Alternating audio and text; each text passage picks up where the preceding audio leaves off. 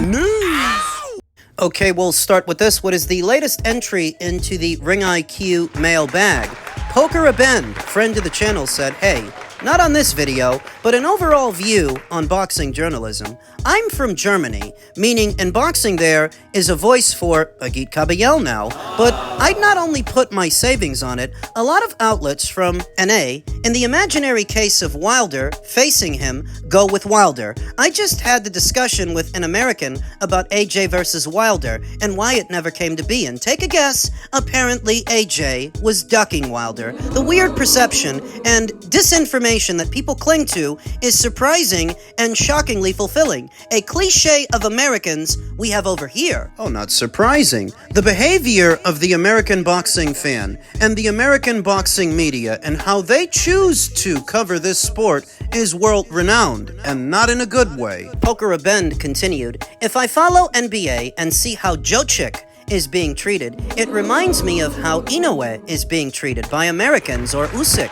was treated by the British media. I've been in sports for most of my life and can't understand how ignorant you can be. Either you prove yourself or you dodge, and Tyson Fury it till it goes wrong. All I'm saying is this kind of journalism doesn't understand the sport. It's about giving your best and respecting others for doing so. Also acknowledging greatness, since that is easy to see. In boxing at the moment, Inoue is great, Usyk is great, AJ is entertaining, Crawford was great, although American, I think overseen by the journalists, and so on. Overlooked. Apparently, for that media, you need to be a wife-beater, like Gervonta Davis, or a dodger, like Wilder. Adequately stated, adequately put. What appeals to the American boxing fan and the American boxing media is not hard work that pays off. Otherwise, Terence Crawford would have been a lot more famous out here, more well-received. It's like they didn't really start to appreciate him until the very end of his career, which is really a day late and a dollar short. No, they're more obsessed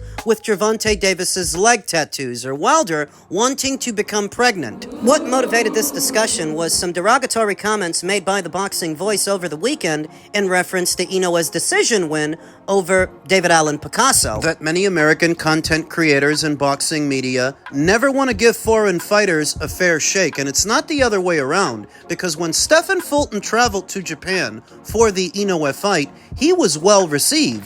In his own words, he said that was the most promotion that he ever got. The fans came out to see him, and the boxing writers, they didn't talk him down. They talked him up, showed him respect. Why can't Americans do that? Because in America, boxing coverage is primarily handled by boxing fans, not actual pundits and journalists who have to hold themselves to a standard. Be objective. Be fair. American boxing fans are anything but, and it's the American boxing fans that are also the American content creators. Their rationale has more to do with what they have in common with a fighter than boxing itself. So the perceptions are often skewed, the criticisms uneven, and I highlighted that in my previous video, that some content creators are always giving foreign fighters a hard time. I present an alternative. If they held themselves to a higher standard and the coverage were more even across the board for all fighters, British fighters, Asian fighters, Aussies, you could perhaps tap into that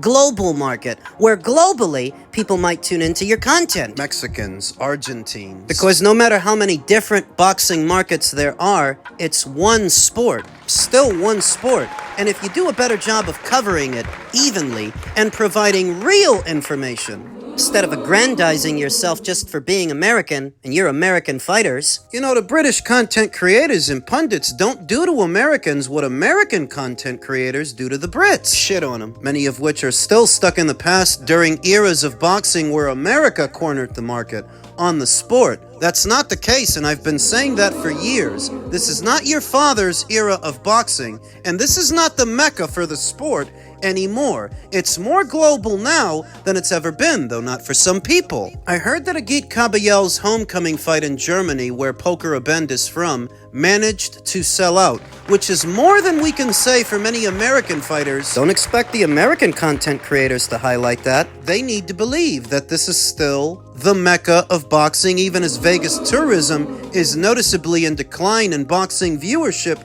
is as well. They need to believe that this is still the center of the universe's attention. We live in a digital age where most anything you need to know is a Google search away, so what you're seeing is blissful ignorance. Willful ignorance. Those who either don't know the ball from the bounce or don't want to know because they'd rather believe that this is where it's at, and America still runs boxing. Even when every American broadcaster walks away? Even then. So when Naoya Inoue is unjustly criticized for winning a decision at what is his fourth weight against a bigger, younger fighter after clearing out the division in what was his fourth fight in 12 months. You know what it is. It's more of that token American exceptionalism, the xenophobia that I'm always telling you about. Inoue throughout his boxing career across 4 weight classes has offered very little reason for anyone to be critical of him, so if you're doing that, it must be for some other reason, not boxing. Is the most overrated big name in boxing right now. The overrated? Most overrated big name. That people love, or people know. Overrated big name. I would say the closest one I could say, people won't agree, but I think Jerron Boots Ennis is overrated at this point. I'm not saying he won't be That's that guy. my boy!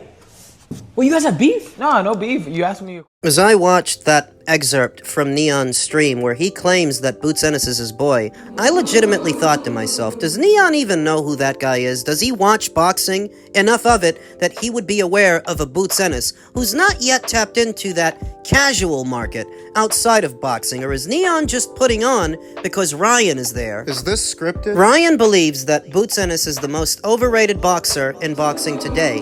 To some degree, I agree. Even though it's coming from him, and I don't like him. It's like some ground rules. That being overrated doesn't mean you aren't good, it just means you're being rated too highly, getting more credit than you deserve, and I believe that's been the case with Boots Ennis since his days on the Showtime platform, when many were dubbing him the heir apparent of some kind for having beaten who and done what to date.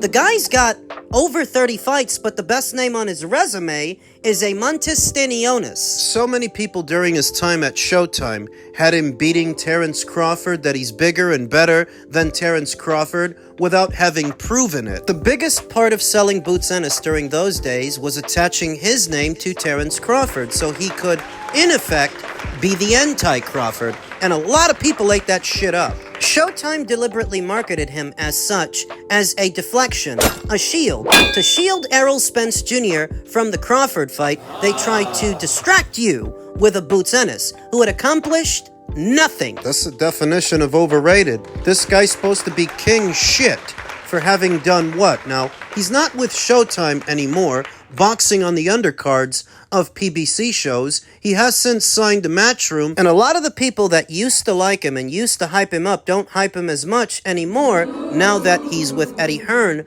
boxing on DAZN. I forecasted that there were people out there, they weren't going to like that. They would have preferred that he stayed with the PBC, migrating with them to Amazon, which is a different story. The story here is that Ryan feels that Boots is overrated, and I think there is some truth to that, but because it's coming from Ryan, who's coming right off a loss to Rolly, the old saying goes, don't shoot the messenger, as you need to focus on the message. But what if the message comes in a flimsy box, half opened and beat up? Are you even going to bother to look and see what's on the inside? That a fighter who has accomplished as little as a Ryan Garcia would look at a former unified champion and claim that they're the overrated one, when he's never won a title at any weight where he's campaigned. Not at 135, 140, 147, that he's only getting the opportunities he's getting due to his social media following and not his ability to box. That the biggest win of his career was overturned due to him testing positive for a banned substance. That you never beat anybody good, and the one time you came close, it's likely because you were doping. The old saying goes, don't shoot the messenger, try and focus on the message. It's a bit hard to do when the message itself comes in a flimsy package. In this instance, the form of Ryan Garcia. Ryan is a perfect example of what's wrong with boxing, particularly the American boxing scene, because he's en route to a world title opportunity that he didn't earn. Not dropping a decision to Rolly Romero in what was supposed to be a layup. That gets you a title shot with the World Boxing Council? No, having 12.4 million Instagram followers is what got him the shot. If not for his popularity, he wouldn't be here now. There's an argument that Boots Ennis is overrated, but there's a separate argument that Ryan is too, because why does the World Boxing Council rate him? He didn't beat any welterweights. He's coming off a loss right now. He's overrated too. Ryan is likely back on the sauce, back on the juice, and you're going to see that the night of the Mario Barrios fight that I anticipate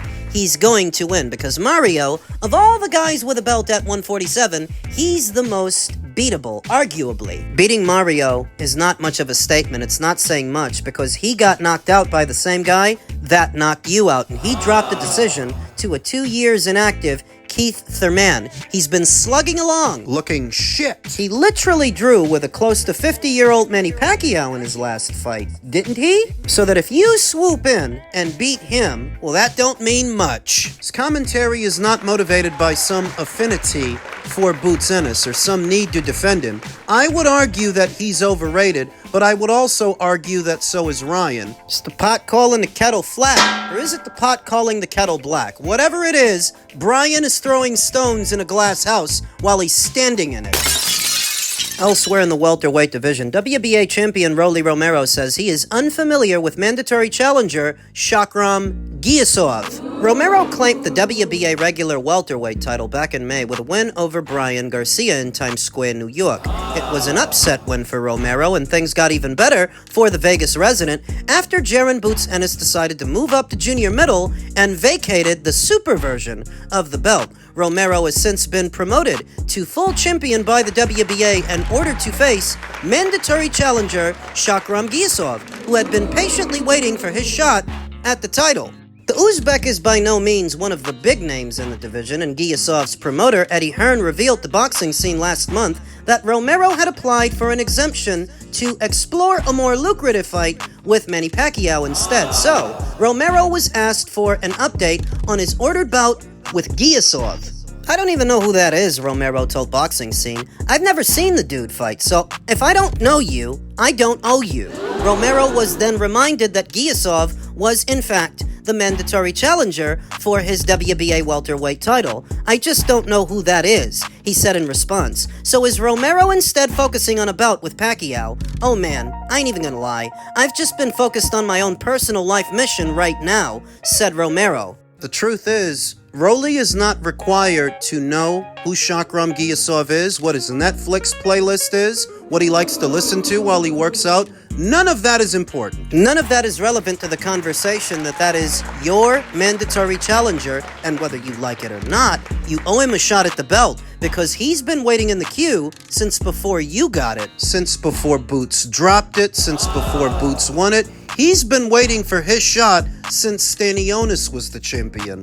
But Rolly Romero said, oh man, I'm not even gonna lie, I've just been focused on my own personal life mission right now, said Romero, which is getting out of this mandated title fight. Romero then revealed that he's been having a break from boxing and would be making a decision on the fight when he feels like it. Now, do you remember a couple of lives ago when I said that today's boxer has far too much wiggle room? These are entry-level employees, and if left to them, they won't do the job. Tempt him out to asking a Walmart employee, well, how long would you like for your lunch break to be? And would you like to go home early today with full pay? Would you like to have weekends and holidays off too? Would you like a raise? Of course, they're gonna say yes to all of the above, while not doing the job. That's the case with the boxers. Left to their own devices, they won't do what they're supposed to do, and that's why somebody needs to crack the whip. I don't give a fuck how that sounds, it's the truth. Left to their own devices, they'll waste everybody's time, everybody's money, they won't do the job, they won't do what they're supposed to do. You leave it up to Rolly, he won't fight Giyasov even though he's supposed to. He'll instead elect to fight Manny Pacquiao. The problem is, Manny's name is attached to an even bigger fight than a Romero fight. A Mayweather rematch that I have it on good authority, Netflix is interested in picking up. As Floyd Mayweather didn't rule out a pro return next year when speaking to TMZ, earlier this one. It's on the table. It's been talks. It's possible. We just don't know. But as of right now, everything is going great. I feel good. Working hard each and every day. I can't wait for 2026. Floyd Mayweather, in the last few months, his name has been attached to 2 separate fights. A Mike Tyson fight that's supposed to go down in Africa, and a Pacquiao rematch. Now, if Floyd actually gets that Pacquiao rematch on the premise that Netflix wants to pick it up, there goes Rolly's shot at the big time, and he'll be left with his mandatory challenger to satisfy. I happen to think if that's what it comes down to, Rolly will drop the belt to get out of losing to Giyasov, then see about fighting Ryan for a second time, provided that Ryan beats Mario, and I think he's going to. Rolly will tell himself, why gamble losing to this nobody to defend the WBA when I can run it back with Ryan for the WBC? Rolly Romero is a shit stain on boxing's underwear, a fighter who shouldn't hold a title of any kind, but is only doing so due to chicanery and dubious business practices. Unethical relationships between sanctioning bodies and promotional outfits, and this is what people want you to believe is better than Zuffa. Rolly will not fight Giyasov because, as silly as he makes himself out to be, underneath it all, he knows he loses to that guy, like he should have lost to Ishmael Barroso. Rolly is a welterweight champion who's not actually beaten a welterweight to be a welterweight. World champion. But the moment that he fights one, a good one, an amateur standout like a Giyasov, he loses again. The reason the WBA haven't stripped him yet and pressed the issue is likely because they're waiting to see what does or doesn't happen between Manny and Floyd. If the Floyd fight goes through, forget about the Rolly fight. But if it doesn't, they might give Manny a shot at Rolly's title and leave Giyasov in limbo. The WBA, like the WBC, make up their rules as they go along. They do whatever they want in the best interest of hefty sanctioning fees. And brown paper bag money. Where this situation should have never been allowed to go on for this long. It's been months since Rolly beat Ryan Garcia, that before a year's end, he should have either fought Giyasov already or been stripped of the title for not fighting him already. This is a fairly simple matter that never should have dragged on this long. But the WBA is a party to the bullshit. I don't care if you've never heard of Giyasov before. That's what this process is for, so that fighters that perhaps you've never heard of can climb those ranks and earn their shot at the big time by beating pieces of shit like you. Who would ever heard of Manny Pacquiao before he stepped in on short notice to beat Ladwaba? Doesn't fucking matter if you never heard of the guy before. That's not an indictment on his ability to box, but your boxing knowledge. You actually do this shit for a living and you don't keep up with who's in the ranks and who's hot on your trail? It must be because you're under the impression that you're tucked in a protective blanket, that the WBA won't let Giyasov get his hands on you. The way I see it, whatever happens to that title is contingent upon whatever happens with Manny. If Manny's boxing Floyd, Rolly's stuck up Schitt's Creek without a paddle, and he may have to drop that belt. Or Giyasov's gonna drop him.